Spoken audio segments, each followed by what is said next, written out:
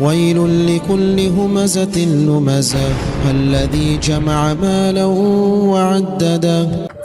Masih membahas tafsir singkat dari surah-surah pendek dalam juz amma. Dan malam ini kita akan membahas surah Al-Humazah. Surah Al-Humazah ini bagian daripada surah Makkiyah, turun sebelum hijrah Nabi sallallahu alaihi wasallam dan terdiri dari 9 ayat. Dan surah Al-Humazah ini turun setelah surah Al-Qiyamah, dan setelahnya adalah turun surah Al-Mursalah. Jadi sebelum Al-Humazah turun surah Al-Qiyamah, kemudian Humazah, kemudian setelahnya surah Al-Mursalah. Di dalam juz amma ada 2 surat yang dimulai dengan kata-kata wailun. Pertama surah Al-Mutaffifin, Allah subhanahu wa ta'ala memulai dengan kalimat wailun lil mutaffifin alladzina idza talu 'alan nasi yastawfun wa idza kaluhum aw wazanuhum yukhsir. Kemudian yang kedua dalam surat yang kita bahas, surah Al-Humazah, Allah memulai dengan kata-kata wailun likulli humazatin lumazah. Adapun korelasi surah Al-Mutaffifin dengan surah Al-Humazah, karena dimulai dengan kalimat wailun, karena kedua surat ini membela orang-orang lemah. Surat ini membela orang-orang yang lemah dan membela orang-orang yang beriman. Adapun surah Al-Mutaffifin membela orang-orang yang lemah, karena di sini menjelaskan tentang ancaman kecurangan, terutama dalam jual beli,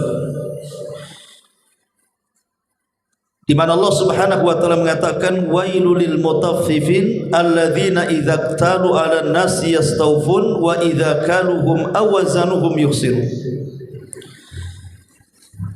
Neraka wel bagi orang yang suka mengurang-urang takaran dan timbangan. Apabila menjadi pembeli ingin ditambah, dan apabila menjadi penjual dikurang-kurang pula jualannya.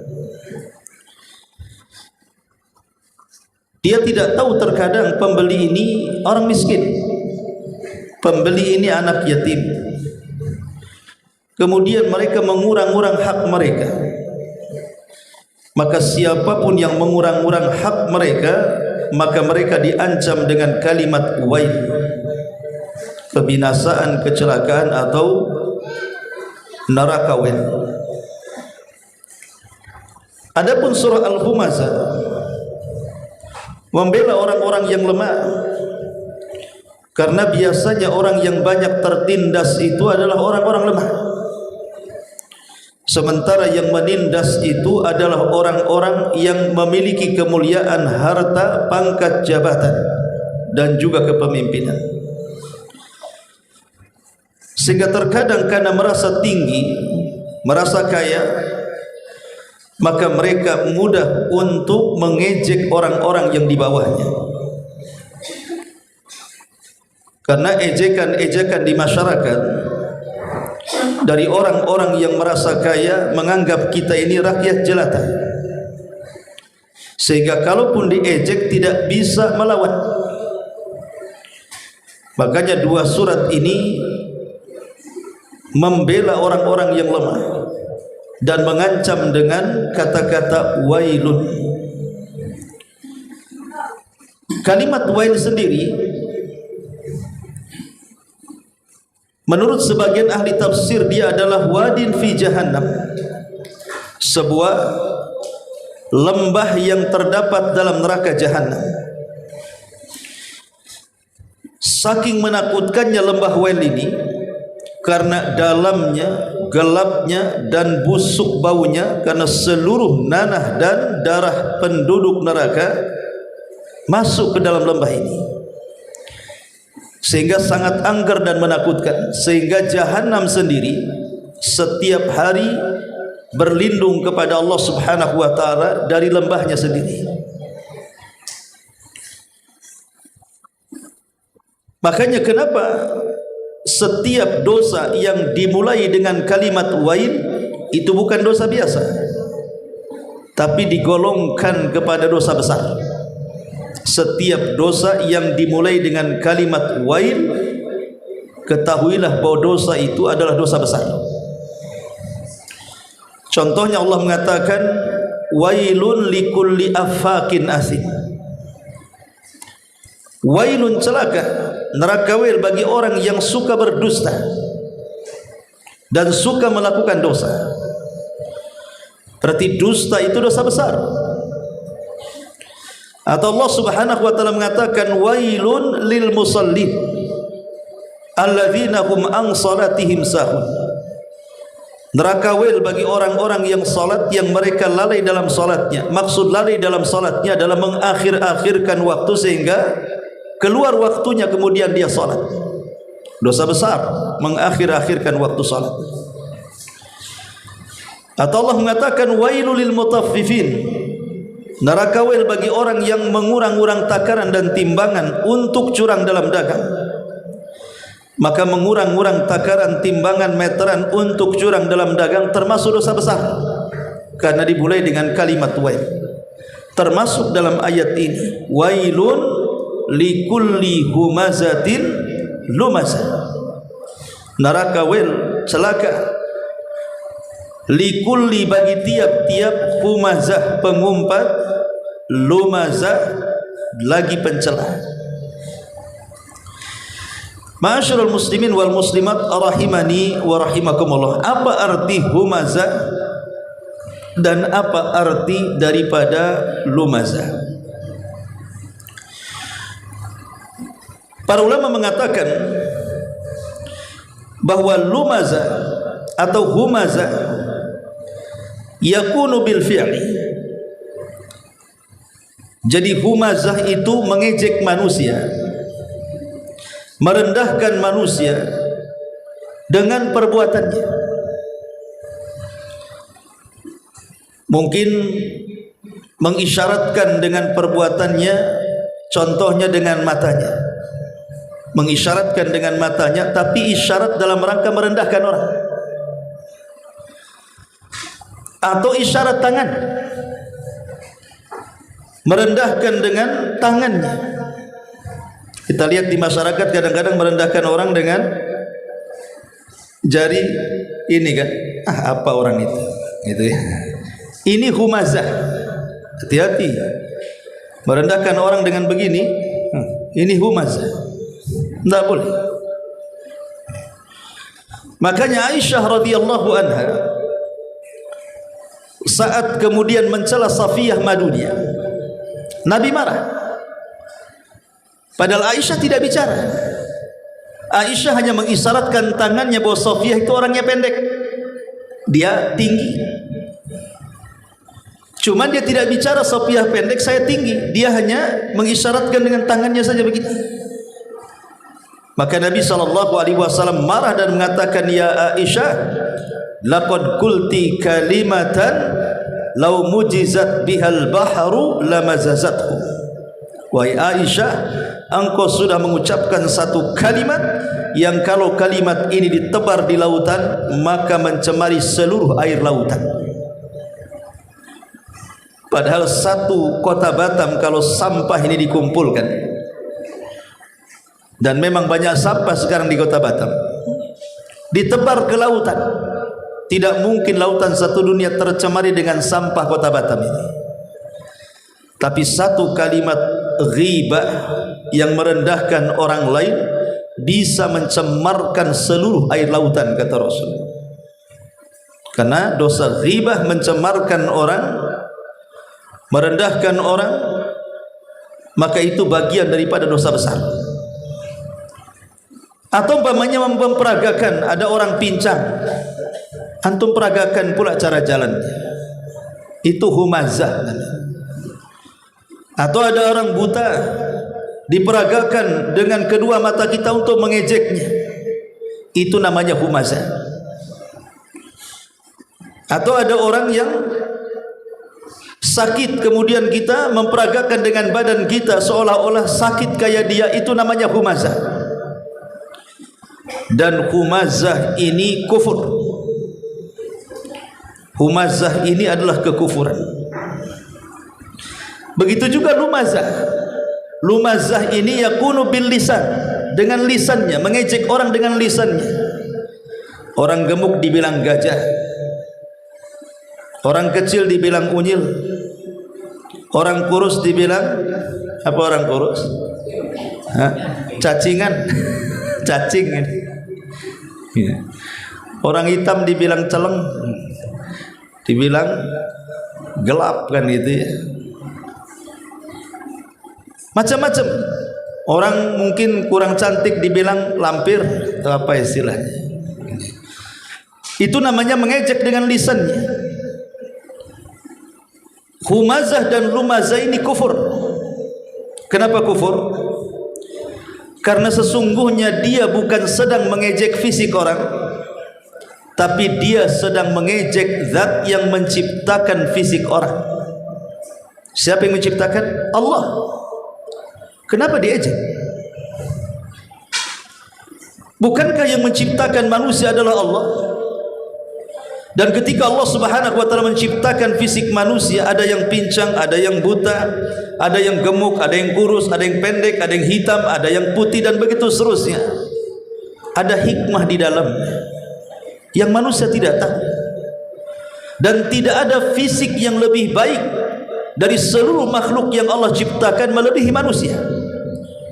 Makanya Allah Subhanahu wa taala mengatakan, laqad khalaqnal insana fi ahsani taqwim. Sungguh kami telah menciptakan manusia itu dalam bentuk yang paling indah. Manusia itu makhluk yang paling indah. Bukan hanya indah, tapi manusia ini makhluk yang paling sempurna secara fisik penciptaannya. Coba kita bandingkan manusia dengan binatang. Binatang ini macam-macam, mulai dari dinosaurus mungkin zaman bahula sampai sekarang mungkin ya, macam-macam binatang, enggak kehitung jumlahnya. Seandainya seluruh binatang dikumpulkan di kebun binatang, kemudian kita manusia salah satunya, maka kita yang paling ganteng dari seluruh binatang di kebun binatang itu. Bahkan yang paling sempurna. Mana ada makhluk yang dengan kedua kaki bisa berjalan dengan tegak? Sebutkan binatangnya. Kalau ada binatang yang berjalan dengan kedua kakinya tegap seperti manusia, antum tidak akan dapati sampai kiamat. Sebutkan binatangnya. Tidak ada. Mulai binatang yang punya kaki sampai binatang yang tidak berkaki, semuanya berjalan membungkuk. Lihat ular. Ada ular berjalan kayak pensil begini jalannya. Ya ular ya begini. Nggak mungkin tegak gini, kayak pocong gitu, loncat-loncat. Atau binatang yang berkaki empat, kuda, kambing, unta, sapi, semua membungkuk. Hatta monyet sendiri yang mirip dengan manusia kononnya, padahal tidak mirip sama sekali, tidak bisa dia berjalan tegap kayak manusia, kecuali pakai aplikasi AI. Mungkin lah. Sekarang kan pakai banyak aplikasi AI, nggak jelas. Binatang mau kucing bisa berdiri kayak manusia. Tidak ada satupun binatang yang berjalan tegap dengan manusia. Artinya manusia itu fi ahsani taqwim, dia lebih indah dibandingkan bumi, lebih indah dibandingkan bulan, lebih indah dibandingkan matahari. Kalau kita mencela wajah manusia, berarti kita telah mencela zat yang menciptakan wajah. Kalau kita mencela fisik manusia, berarti kita telah mencela kepada zat yang menciptakan fisik. Makanya kenapa orang yang mencela fisik manusia itu kufur, bahkan diancam dengan wailun likulli humazatin lumazah. Karena humazah dan lumazah ini bersifat bagian daripada ghibah. Jadi dosanya dua. Pertama merendahkan orang, yang kedua menggibah orang. Jadi gabung tuh dua dosa itu. Ghibah saja sudah dosa besar, apalagi sampai menghina orang. Makanya kenapa Allah mengatakan la yaskhar qaumun ala qaumin, tidak boleh sebuah kaum menghina kaum yang lain. Asa ayyakunu khairan minhum, boleh jadi kaum yang dihina itu lebih baik dibandingkan yang menghina, atau yang menghina itu tidak lebih baik dibandingkan yang menghina. Ma'asyiral muslimin wal muslimat rahimani wa rahimakumullah. Wailun likulli humazatin lumazah. Kemudian di zaman Nabi SAW, orang yang suka mengejek dalam ayat ini itu dikenal siapa orangnya. Makanya dalam asbab nuzul ada yang mengatakan bahwa ayat ini turun kepada Akhnas ibn Surek, orang yang sangat memusuhi Nabi SAW, yang selalu menghina Nabi. Ada yang mengatakan bahwa ayat ini turun kepada Umayyah bin Khalaf. Umayyah ini tuannya Bilal di masa Bilal sebelum masuk Islam. Dan Umayyah juga tokoh dari tokoh-tokoh kafir Quraisy yang sangat memusuhi Nabi. Ada yang mengatakan ayat ini turun kepada Al-Walid ibn Mughirah. Dan ada juga yang mengatakan ayat ini turun kepada Abu Jahal. Artinya surat Al-Humazah ini di zaman Nabi SAW ketika turun sudah tahu siapa nama-namanya yang suka melakukan humazah dan humazah kepada Rasul dan orang-orang yang beriman. Tapi kenapa Allah Subhanahu wa taala tidak menyebut namanya? Kenapa Allah tidak menyebut namanya dalam surah Al-Humazah ini? Padahal sudah jelas-jelas tahu orangnya. Allah hanya menyebutkan sifat-sifatnya. Karena Al-Quran itu bukan turun kepada orang Arab saja, tapi Quran itu akan menjadi pelajaran sepanjang zaman. Sebab kalau seandainya disebut namanya dalam surah Al-Humazah, mungkin nama Akhnas ibn Surek, nama Umayyah ibn Khalaf, nama Al-Walid ibn Mughirah, nama Abu Jahal, dengan kematian mereka berarti selesailah surat ini. Tapi ketika Allah tidak menyebut nama-namanya, hanya menyebut sifat-sifatnya, maka siapapun yang tersifati dengan sifat ini, orang yang selalu mengucapkan dengan ucapan humazah ataupun lumazah, maka mereka memiliki sifat Abu Jahal, memiliki sifat Al-Walid, memiliki sifat Umayyah, memiliki sifat Akhnas ibn Surek, dan mereka semua orang-orang kafir. Lihat bagaimana Al-Quran tidak menyebutkan orang tapi menyebutkan sifat. Artinya humazah dan lumazah itu akan senantiasa ada dari zaman Rasul sampai hari ini, bahkan sampai kiamat. Akan ada orang yang selalu humazah dan lumazah, mengejek manusia dengan perbuatan ataupun mengejek manusia dengan ucapan, akan senantiasa ada. Karena di zaman Nabi SAW mereka selalu menghina Nabi, mencela Nabi, merendahkan Nabi. Maka turun ayat ini kepada orang-orang yang suka merendahkan dan mencela Nabi, di antaranya Akhnas, Umayyah, Al-Walid dan Abu Jahal tadi. Tapi Allah sekali lagi tidak menyebutkan nama mereka. Dari sini ada kaidah Al-Quran, al-ibratu bi umumil lafdi la bi khususis sabab. Bahwa pelajaran Al-Quran itu bukan sebab turunnya kepada siapa, tetapi umumnya lafaz Al-Quran ini mencakup siapapun yang terkena sifatnya. Maka siapapun yang mengejek manusia dengan perbuatan, entah dengan kedua matanya, entah dengan tangannya, entah dengan badannya, ataupun lumazah dengan lisannya, maka mereka terancam dengan kalimat wailun likulli humazatin lumazah. Bagi mereka wail, kecelakaan atau kebinasaan atau sebuah lembah yang ada dalam jahanam yang sangat menakutkan. Na'udzubillah. Karena di masyarakat ini orang yang tersifati dengan humazah lumazah ini banyak sekali, banyak sekali. Contoh orang-orang yang suka latah, lisannya suka latah, terkadang menyebut nama orang yang sudah punya nama, bahkan orang tuanya susah payah memberi nama kepada dia, tiba-tiba dihina oleh kita, disebutnya dengan nama-nama binatang. Dasar anjing, dasar babi, dasar kucing, dasar buaya. Mereka manusia, kenapa jadi binatang? Kan di masyarakat kan orang-orang yang mencela dengan membinatang-binatangkan manusia kan banyak tuh. Itu mereka adalah lumazah. Orang tuanya sudah capek-capek ngasih nama, bahkan tanya-tanya ustaz pula nama anak saya apa, tiba-tiba sudah besar dijuluki macam-macam. Di masyarakat banyak. Dan julukan-julukan yang menghina itu subhanallah banyak sekali. Banyak sekali.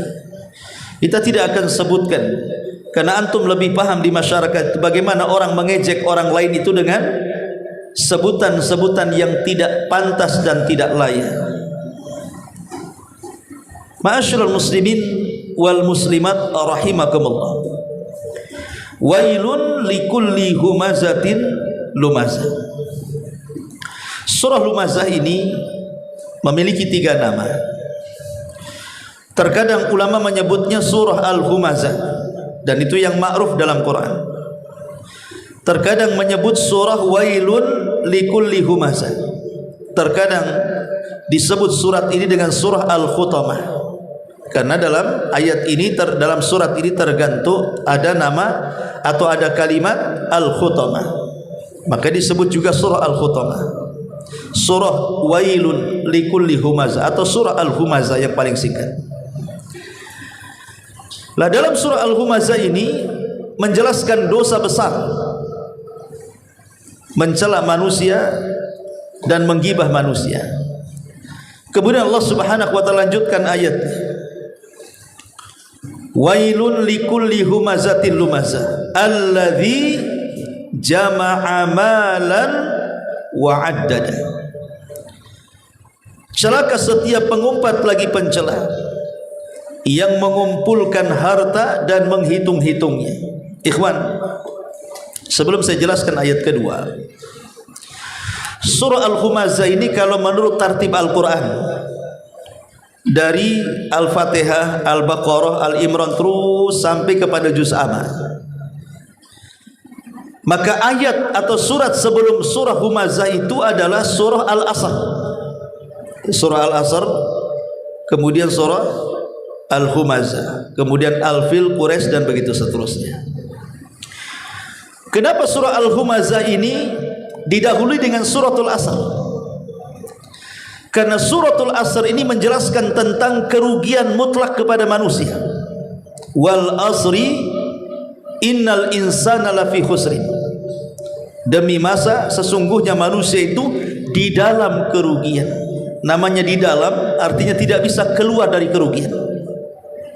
Antum di dalam masjid, berarti antum dilingkupi masjid. Lain kalau antum di luar masjid. Di dalam itu artinya tidak bisa keluar. Jadi manusia tidak bisa keluar dari kerugian. Tetapi ada orang-orang yang dikecualikan, illal ladzina amanu, kecuali orang-orang yang beriman, wa amilus salihat, dan orang yang beramal saleh, wa tawassau bil haq, dan orang yang selalu memberikan wasiat kebenaran, wa tawassau bis sabr, dan berwasiat dengan kesabaran. Kenapa Al-Humazah didahului dengan suratul Asr? Suratul Asr ini menjelaskan tentang kerugian manusia, dan tidak ada kerugian yang paling besar bagi manusia kecuali kerugian kepada dirinya sendiri. Dan tidak ada yang merugikan diri sendiri kecuali mereka para humazah dan lumazah. Karena ketika kita mencela orang, atau ketika kita menghina orang, atau ketika kita menggibah orang, dia tidak sadar pahalanya hilang sedikit demi sedikit. Karena nanti pada hari kiamat, orang-orang yang digibahi akan datang kepada Allah dan mengatakan, ya Rabb, si fulan menggibah saya ingin pahala solat dia. Yang lain mengatakan, ya Rabb, si fulan menghina wajah saya, menghina badan saya ingin pahala sedekah dia, ya Rabb. Ya fulan, si fulan merendahkan saya, merasa dia kaya, saya direndahkan, saya ingin pahala sedekahnya, pahala puasanya, pahala zakatnya. Habis akhirnya pahalanya diambil orang. Itulah kerugian yang sesungguhnya, menghabiskan pahala tanpa sadar sementara dia beribadah dengan segenap tenaganya. Makanya kemudian jalan keluar daripada kerugian, Allah Subhanahu wa taala mengatakan, kecuali orang-orang yang beriman dengan hatinya, kecuali orang-orang yang beramal dengan badannya, kecuali orang-orang yang mengeluarkan lisannya dengan menyampaikan kebenaran atau menyampaikan kesabaran, maka mereka orang-orang yang tidak rugi. Sementara humazah dan lumazah sebaliknya daripada suratul Asr ini, orang yang jelek hatinya pasti juga akan buruk perbuatannya. Orang yang buruk perbuatannya pasti akan tercela juga ucapannya. Orang yang suka menghina, merendahkan, itu hakikatnya muncul dari hatinya. Hatinya memang kotor, kemudian perbuatannya kotor karena merasa dia tinggi, merasa dia sombong, merasa dia kaya, akhirnya lisannya menghina orang. Tapi kalau hatinya penuh dengan iman, badannya penuh dengan amal saleh, lisannya penuh dengan menyampaikan kebenaran dan kesabaran, tidak mungkin rugi dia. Hanya orang yang rugi itu yang kotor hatinya, buruk perbuatannya, lisannya juga suka merendahkan orang. Itulah humazah dan lumazah. Makanya kenapa surah Al-Humazah ini jatuh setelah suratul Asr? Karena kerugian manusia yang paling besar adalah ketika merugi dirinya sendiri tanpa sadar pahalanya hilang dikasihkan orang lain. Wailun likulli humazatin lumazah. Tentu orang yang suka mengumpat dan mencela ini ada penyebabnya. Kenapa orang sampai mengumpat? Kenapa orang sampai mencela, merendahkan, menghina dan yang semacamnya? Karena sebab alladzi jama'a malan wa 'addada. Ini penyebabnya. Penyebabnya karena suka mengumpul-ngumpulkan harta dan menghitung-hitungnya. Artinya karena merasa kaya, merasa punya jabatan, merasa punya pangkat, makanya dia bisa mengumpat dan merendahkan sesukanya. Inilah penyebab yang terbesar adalah karena harta yang menguasai hawa nafsunya. Makanya dikatakan harta itu sirru tughyan, rahasia bejatnya orang. Betapa banyak orang alim ketika terfitnah harta jadi jahat. Orang yang tadinya istiqomah di masjid, solat wajib, sunnah, baca Quran, terfitnah dengan harta, hilang tuh kakinya di masjid. Bahkan orang-orang yang mungkin suka mengajak kepada kebaikan, mencegah dari kemungkaran, mungkin dia seorang ustaz, seorang dai dan begitu seterusnya, ketika terfitnah dengan harta, banyak yang hilang istiqomahnya, ditinggalkan dakwahnya dan melakukan hal-hal yang tercela. Makanya di sini Allah mengatakan alladzi jama'a malan wa 'addada. Allah menyebut harta dengan bahasa Arabnya mal. Harta dalam bahasa Arab itu malun. Kenapa harta disebut mal dalam bahasa Arab? Mal itu diambil dari kata mala yamilu mailan. Apa mala yamilu mailan? Artinya condong. Jadi harta dalam bahasa Arab disebut mal. Mal itu artinya mala yamilu mailan, artinya condong. Karena harta itu bisa menjadikan orang condong kepada pemilik harta. Karena harta ini bisa menjadikan orang kemudian menjilat orang lain, ada kecondongan kepada orang-orang yang memiliki harta. Makanya Imam Syafi'i rahimahullahu ta'ala dalam bait syairnya sangat bagus sekali. Dia mengatakan, ra'aitun nasa qad malu ala man indahu malun wa ma la indahu malun fa anhu nasa qad malu. Ra'aitun nasa munfadda ala man indahu fidda wa ma la indahu fidda fa anhu nasu infadda. Ra'aitun nasa qad dhahabu ala man indahu dhahabu wa man la indahu dhahabu fan nasu anhu qad dhahabu. Lihat perkataan Imam Syafi'i rahimahullahu taala. Ra'aitun nas, aku melihat manusia qad malu, hati mereka telah condong kepada siapa? Ala man indahu malun, kepada orang yang memiliki banyak harta. Wa mala indahu malun, tapi kepada orang yang tidak memiliki harta, fa anhun nasu qad malu, maka manusia akan lari darinya. Begitulah tabiat manusia. Tabiat manusia itu akan condong kepada pemilik harta dibandingkan kepada orang yang tidak berharta. Kalau sudah yang berharta ngomong, sadaqta, engkau benar. Tapi kalau orang miskin yang ngomong, kadzabta, kau dusta. Pamannya ada rapat nih, masjid, pengurus yayasan, pengurus masjid rapat. Di situ ada Pak Imam, ada muadzin, ada jamaah. Hadir juga di situ muhsinin, orang yang punya harta yang membangun musola ataupun masjid. Kira-kira kalau rapat yang didengar Pak Imam, muadzin atau muhsinin? Muhsinin yang didengar kan? Walaupun Pak Imam sudah keluarkan dalilnya, Qur'annya, hadisnya, nggak perlu. Imam bisa diganti. Muhsinin susah carinya katanya. Kalau menyinggung dia pergi, payah kita. Siapa yang ngasih biaya perawatan masjid, pembangunan masjid, bla bla bla bla, macam-macam. Lihat, imam saja bisa digeser sama muhsinin itu. Begitulah harta. Harta itu condong, menyondongkan manusia kepada pemiliknya. Dan kalau orang tidak punya harta, kata Imam Syafi'i, pasti manusia akan diremehkan. Makanya kemudian bait syair selanjutnya kata Imam Syafi'i, ra'aitun nasa munfadhu ala man indahu fiddah. Aku melihat manusia berpaling kepada orang yang banyak fiddah. Fiddah itu peraknya. Wa ma la indahu fiddah, tapi orang yang enggak punya perak, manusia pun berpaling darinya. Ra'aitun nasa qad dhahabu ala man indahu dhahab.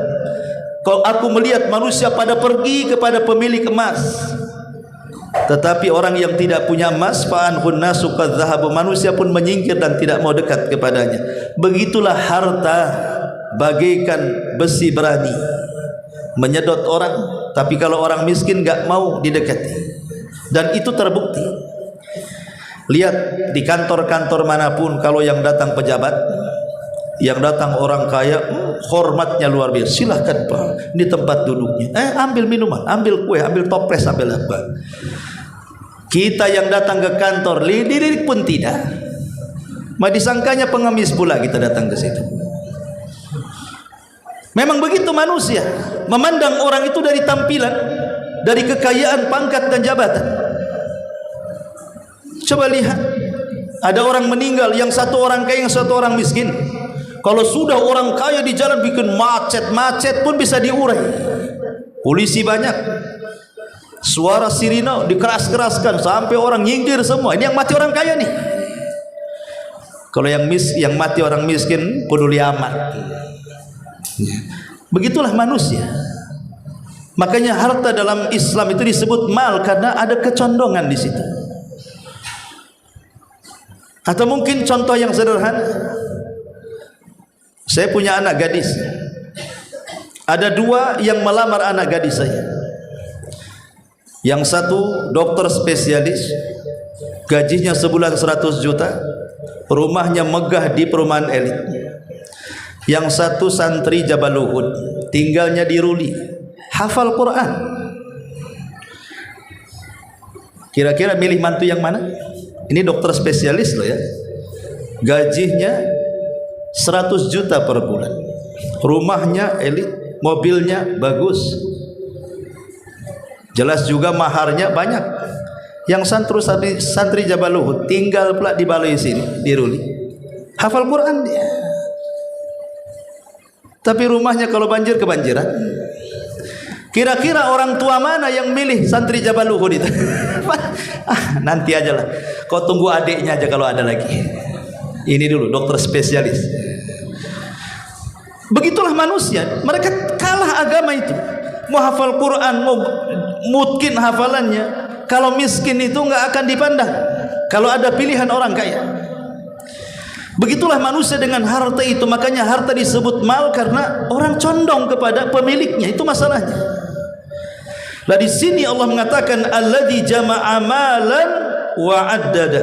Orang yang suka mengumpulkan harta dan menghitung-hitungnya, yahsabu anna malahu akhlada. Celakanya kalau orang sudah merasa kaya, maka dia mengira bahwa harta itu dapat mengekalkan hidupnya. Enggak apa-apa, sakit saya bisa berobat ke Singapura, uang saya banyak. Kalaupun saya sakit, Singapura enggak ngatasi, saya ke Cina sana. Enggak bisa ke Amerika sana, minta rekomendasi Donald Trump sana. Saya punya harta. Ya. Jadi merasa bahwa kematian itu jauh dari jiwanya, merasa kekal. Dan orang yang tidak punya harta memandang kepada orang yang punya harta juga sama tuh. Kayaknya orang yang punya harta itu kayaknya lama matinya dibandingkan yang enggak punya harta. Contoh sederhana, kalau ada orang kaya, anggaplah seorang ibu usianya 50 tahun, kaya, tapi rajin ke salon, punya uang dia, rajin sauna, banyak hartanya, beli skincare yang mahal-mahal itu, operasi sana, operasi sini. Walaupun umurnya 50 tahun, dipandangnya disangka gadis 20 tahun kan? Orang kaya. Ya. Coba orang miskin, usianya baru 20 tahun, hidupnya susah belangsa, boro-boro mau melawat kulit, merawat muka dan wajah, untuk makan aja setengah mati, stres mikir apa yang besok kita makan. Boleh jadi mungkin usia orang miskin 20 tahun, disangkanya dah 40 tahun tuh udah tua disangkanya. Kenapa? Enggak ada perawatan di situ kan. Orang miskin memandang orang kaya disangka awet muda, tapi orang kaya memandang orang miskin disangka awet tua. Begitulah harta itu kalau sudah menguasai orang, yahsabu anna malahu akhlada. Itulah bahayanya di sini. Makanya Allah Subhanahu wa taala mengancam soal masalah orang yang mengumpulkan harta. Pada dasarnya sebenarnya mengumpulkan harta tidak tercela. Jadi pada dasarnya mengumpulkan harta itu tidak tercela. Banyak kok para sahabat yang kaya, Abu Bakar kaya, Utsman kaya, Abdurrahman bin Auf kaya, banyak orang yang kaya di zaman para sahabat. Tapi kekayaan mereka betul-betul diinfakkan di jalan Allah. Kalau memang kekayaan itu diinfakkan di jalan Allah, tahu hak harta, waktunya bayar zakat dia keluar zakat, waktunya sedekah dia keluar sedekah, maka mengumpulkan harta sebanyak apapun tidak tercela. Yang tercela itu adalah alhaakumut takatsur hatta zurtumul maqabir. Kalau harta yang kita kumpulkan itu melalaikan kita, sudah tidak mau zakat, tidak mau sedekah, bakhil, solat pun mulai bolong-bolong, ngaji pun tak pernah datang, baca Quran apalagi, otaknya hanya duit, dan begitu seterusnya. Nah, inilah yang melalaikan, yang tercela. Ma'asyiral muslimin yang dimuliakan Allah Azza wa Jalla, karena memang tabiat manusia kepada harta memang seperti itu. Dan harta itu kan macam-macam bentuknya, tergantung kita tinggal di mana. Bagi orang-orang desa, orang kaya itu dipandang dengan lebarnya sawah. Wow, kalau sawahnya hektaran, orang kaya itu kalau di desa itu. Atau mungkin ternaknya banyak, sapinya banyak, kambingnya banyak, wah itu orang kaya. Itu kalau di desa, ya kan? Kalau di pedesaan memang seperti itu. Tapi kalau di kota beda. Orang kaya itu kalau punya PT, kalau rumahnya megah, punya apartemen, mobilnya mewah, uang di ATM-nya triliunan. Nah, itulah orang kaya di kota. Kos-kosannya banyak kan itu ya. Coba kita lihat orang kaya baik di desa ataupun di kota. Pernah enggak kita melihat ada orang kaya puas dengan kekayaannya? Enggak pernah. Antum tidak akan dapati orang kaya puas dengan kekayaannya. Karena orang kalau sudah terfitnah dengan harta, sebanyak apapun harta tidak akan memuaskannya. Buktinya apa? Banyak orang desa yang hektaran sawahnya masih ingin membeli hektaran lain dari sawah orang lain. Begitu juga di kota yang sudah banyak, mamanya 100 pintu kos-kosan, masih ingin dia buat kos-kosan tempat lain. Sudah punya PT, masih ingin buat PT lagi. Dan begitu seterusnya. Karena ada dua perkara tidak akan memuaskan manusia. Pertama, ilmu makin digali makin bodoh. Dan yang kedua, harta makin dicari makin haus, makin kurang dan makin terus. Ma'asyiral muslimin wal muslimat rahimani wa rahimakumullah. Kemudian Allah mengatakan kalla la yumbadzanna fil khutamah. Sekali-kali jangan seperti itu. Maksudnya jangan sampai ketika sudah kaya seperti Qarun yang saat belum kaya orang soleh, tapi sudah kaya menghina Nabi Musa. Seperti Firaun juga setelah jadi penguasa mencela Nabi Musa, Namrud dan lain sebagainya. Kalah, jangan seperti itu. Makanya kenapa kemudian kita harus berlindung dari fitnah harta ini? Karena Nabi SAW mengatakan setiap umat ini punya fitnahnya sendiri, dan fitnah umatku kata Rasul adalah harta. Betapa banyak orang-orang yang tadinya miskin beramal, ketika berharta hilang amalannya, hilang istiqomahnya, hilang ibadahnya, bahkan hilang akhlak dan moralnya.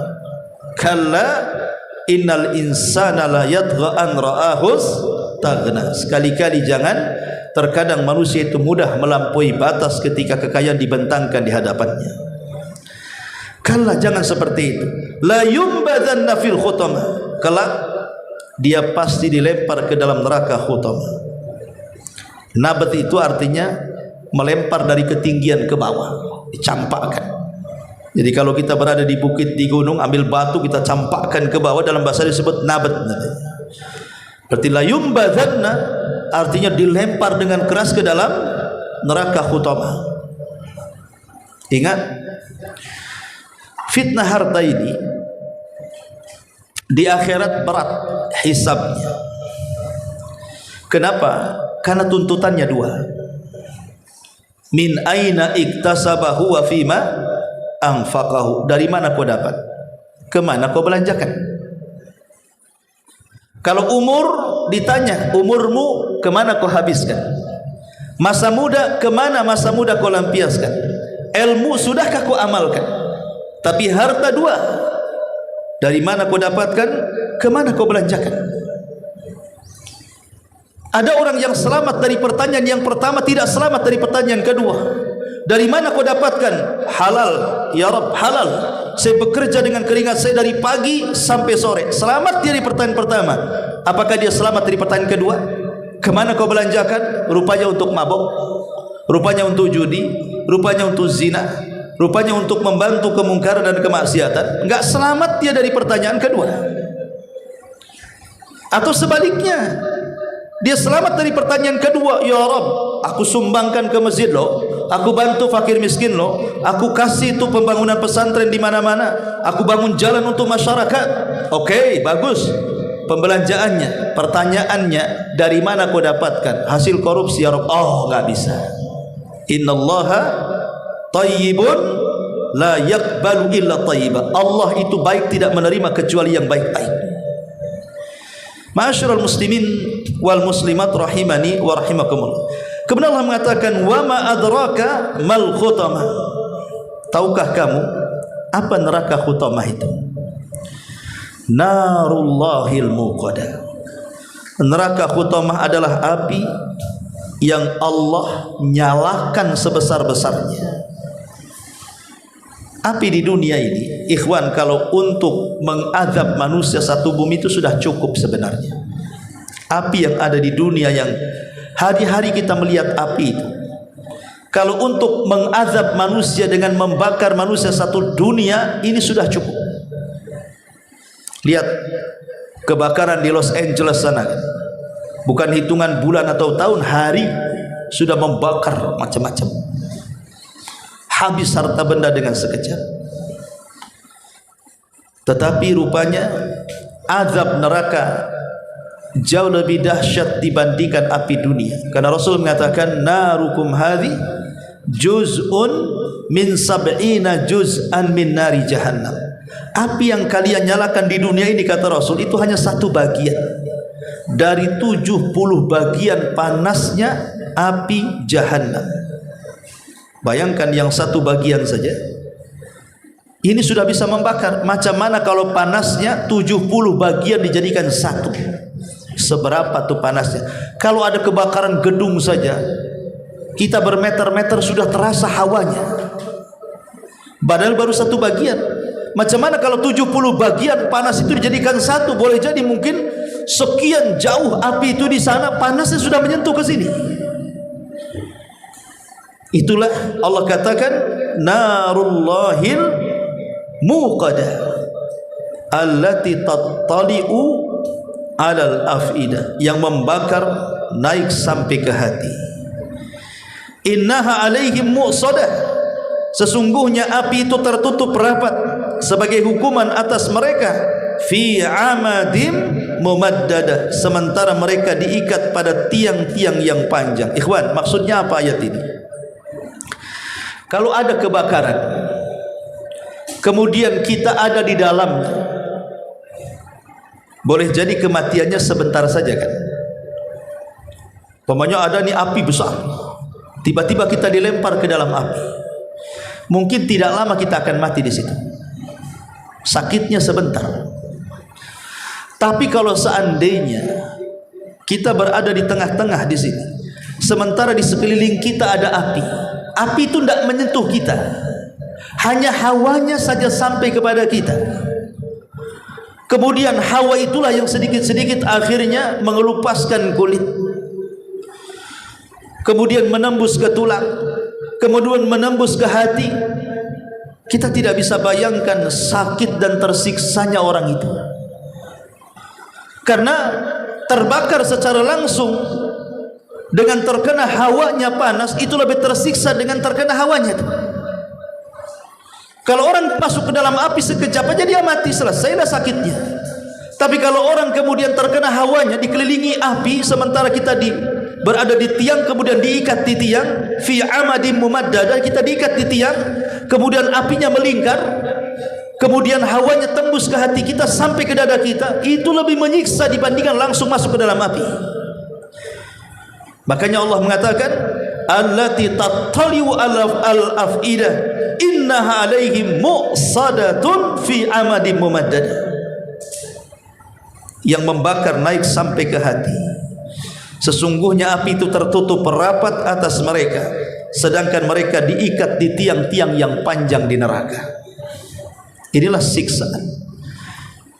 Sekalipun kemudian setelah kemudian dia terbakar oleh hawanya kemudian mati, apakah mati seterusnya? Tidak.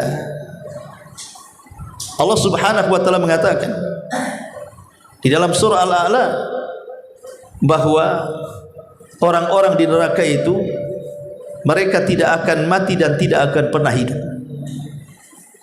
Tidak mati dan tidak hidup. Maksudnya apa tidak hidup dan tidak mati? Tidak hidup artinya tidak bisa hidup dengan tenang, dengan senang, dengan bahagia, dan juga tidak mati dengan kondisi tenang, damai. Tetap saja kematiannya tersiksa, karena setiap dia mati Allah hidupkan kembali, disiksa lagi, mati lagi, Allah hidupkan kembali, disiksa lagi, mati lagi, Allah hidupkan kembali, disiksa lagi. Itulah yang Allah katakan dalam surah An-Nisa, kullama nadijat juluduhum badalnahum juludan ghairaha liyadhuqul adzab. Setiap kulit mereka dikelupaskan karena panasnya api neraka mengelupaskan kulit kita. Tiba-tiba Allah kembalikan kulit itu menjadi segar, kemudian dihampas lagi dengan bara api neraka, terkelupas lagi, kemudian ditempel lagi, diciptakan kulit yang baru, terus seperti itu. Untuk apa? Liyadzuqul adzab, agar mereka merasakan azab Allah Subhanahu wa taala. Inilah ringkasan daripada surah Al-Humazah ayat 1 sampai 9.